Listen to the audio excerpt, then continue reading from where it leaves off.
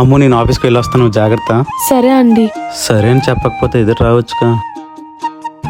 వెళ్ళేటప్పుడు హగ్గిచ్చి వెళ్తే ఈ బాబుకి ఏమైపోతుందో. హలో.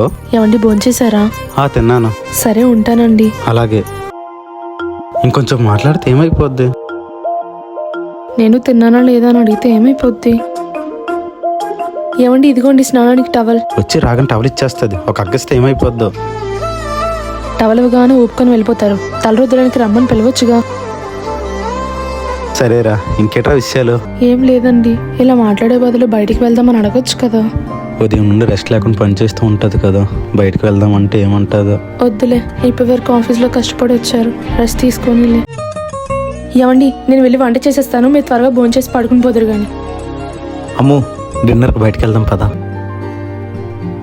ఉండండి, 5 నిమిషాలు బయలుదేరేస్తాను. మనసులో మాట బయట పెడితేనే కదా ఏ బంధమైనా ముందుకు వెళ్ళేది.